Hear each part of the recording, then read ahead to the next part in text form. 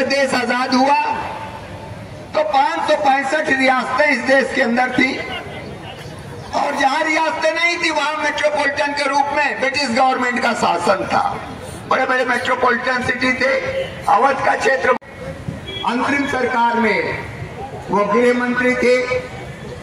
और अब सबको मालूम है कि सरदार वल्लभ भाई पटेल ऐसे जननेता थे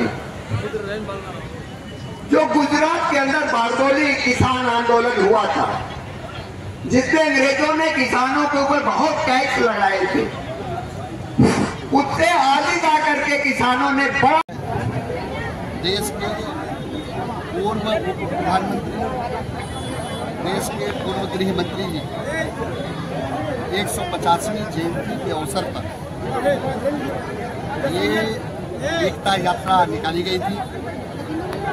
ये जौनपुर विधानसभा की एकता यात्रा थी। इस एकता यात्रा सिद्दीकपुर के पास राजहंस मैरिज वहाँ से प्रारंभ हुई थी।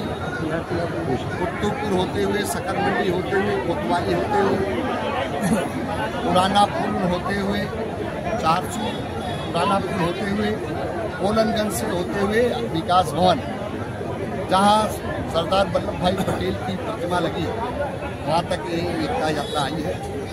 उनको पुष्पांजलि किया गया है और इस यात्रा में लोगों ने अपने भाव भी प्रकट किए हैं।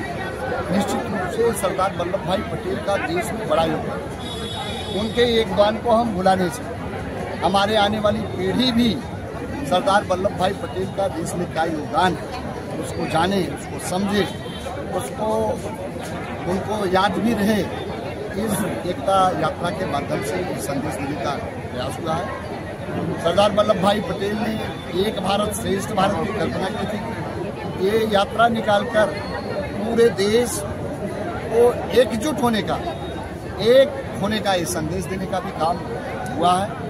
निश्चित रूप से इस देश में हो रहा है, बड़े पैमाने पर हो रहा है। सरदार वल्लभ भाई पटेल ने जिस तरह से हमारी 565 रियासतें थी, उनको विलय करने का उनका काम था।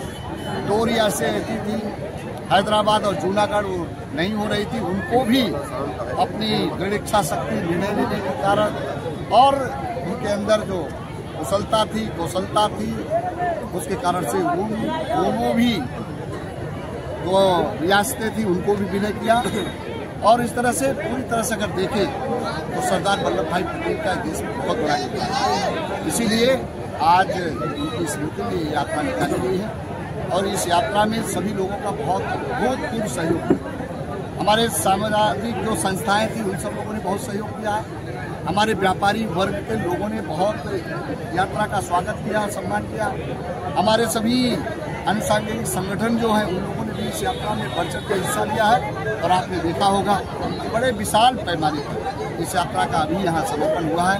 निश्चित रूप से देशवासी अपने महापुरुष के सम्मान में इस एक यात्रा में शामिल हुए। इसके लिए मैं सबका हृदय से जो लोग शामिल हुए उनका भी मैं आभार व्यक्त करता हूँ।